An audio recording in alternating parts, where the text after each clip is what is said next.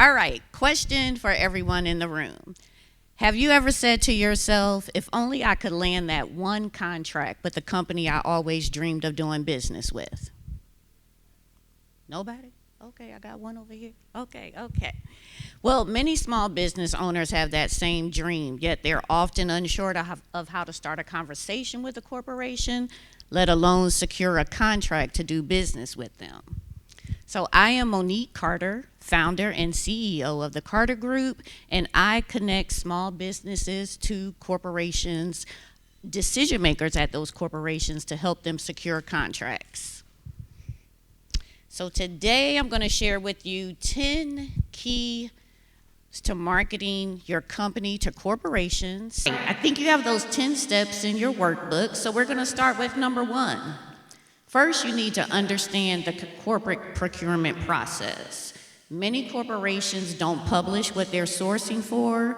You have to have relationships within those corporations in order to know what they're sourcing for. So unlike the government, where you can go to, I believe it's sam.gov, and see what they're sourcing for, corporations don't generally operate that way.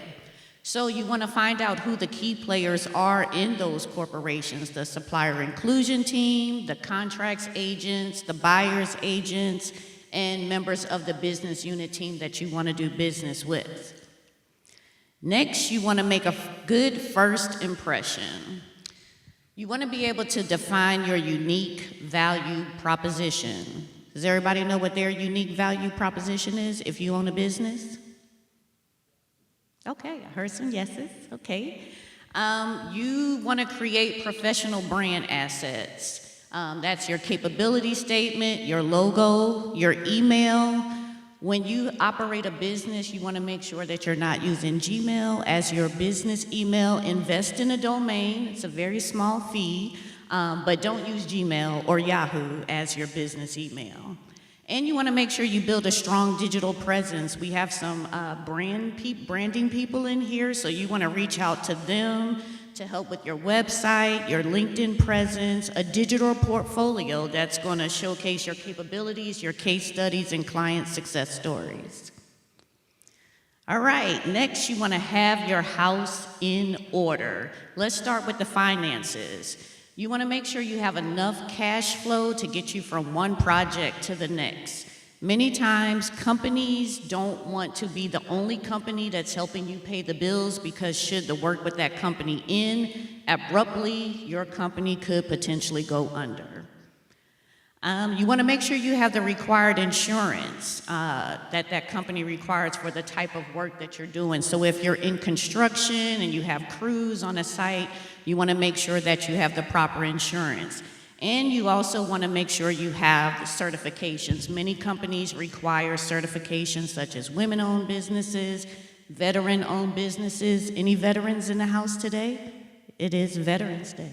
No veterans? Just me? Okay.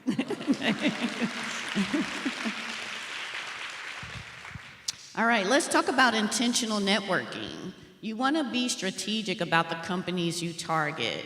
Every company may not be a good fit for you. Just because it's a global or national company doesn't mean it's a good fit for your company. You may not share the same values, etc. And then you want to leverage industry events, conferences, trade shows. You want to the companies that you're targeting, you want to find out if they're going to be at those events and plan to attend those events. Many companies, they will remember you when opportunities arise if they're always seeing you at these industry events that they're participating in. And then you want to build and maintain those relationships. You want to reach out and connect with them within reason, to continue to build those relationships. Next, let's talk about building strategic partnerships. Many times your company may not be large enough to do business with a large corporation, but you can oftentimes find another company that you can partner with either through a joint venture or as a tier 2 supplier to what we call a tier 1 company, which would be a very large company, and you can work as a sub under that company. So how do you identify those partners? You want to look for partners that have complementary, not competing capabilities. You want to make sure you all share the same values and business philosophy, that they have a strong reputation and a good track record, and that you both are targeting similar markets or clients. All right, let's get into storytelling. You want to be able to tell your story. You want to develop a compelling narrative about your company's mission, values, and your journeys that resonates emotionally with that company while also demonstrating business acumen. The next thing is, when you're telling your story, you want to develop effective pitch materials because that is your visual business case. So you may need to pay someone to do your pitch deck for you, or we have AI now that can help you out, so use that to your advantage. And then you want to make sure you're tailoring your pitch to your audience. Are you pitching to the CEO? Are you pitching to the supplier inclusion team? Are you pitching to someone in that business unit? Make sure you tailor it and know your audience. All right, let's get into the meaty stuff. Responding to a RFP or a RFI. Everybody know what that is? Okay, cool beans.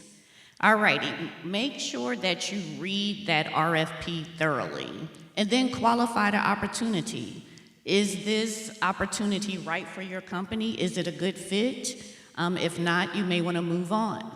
You want to make sure you follow those instructions in the RFP precisely, and then differentiate your responses. Show why you are the best company or supplier for that organization.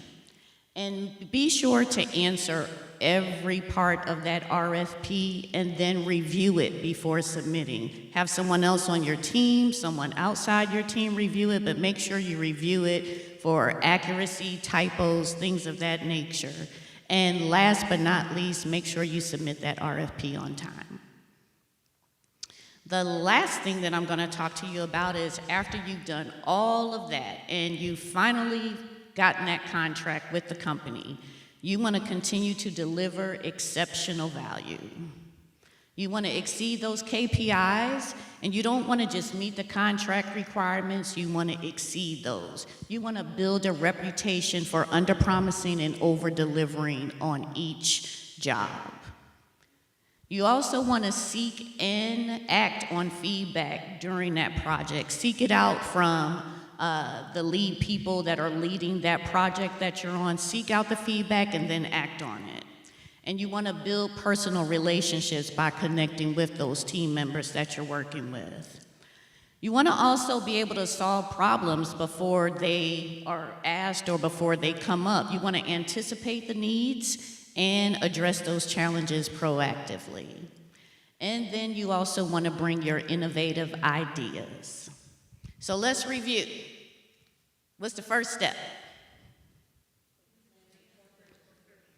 Yes, understand corporate procurement. Number 2 is you want to make a good first impression. What's number 3? Perfect. We've got people in the room that could help us with that. You want to make sure you have your house in order. Got the CPA, we had him in here earlier. He can help you with that, with the financial part. And then what's the next thing? I'm really big on this. Networking, but intentional networking. Be strategic. Don't just walk in a room and hand out your business cards to everybody. You know, make a genuine connection with those people. When I was in corporate, I did not like people that just walked up to hand me business cards, or people that walked up to me and asked for my business card. Like, why are we connecting? Okay, so you want to build strategic partnerships. If you're not big enough to do a job with a corporation, but you still want to do work, be strategic about partnering with another company. And then you want to tell your story, develop effective pitch materials. You want to make sure you respond to that RFP or RFI thoroughly and on time. And then you want to deliver exceptional value. So now you have the 10 steps to securing contracts, so let's get it.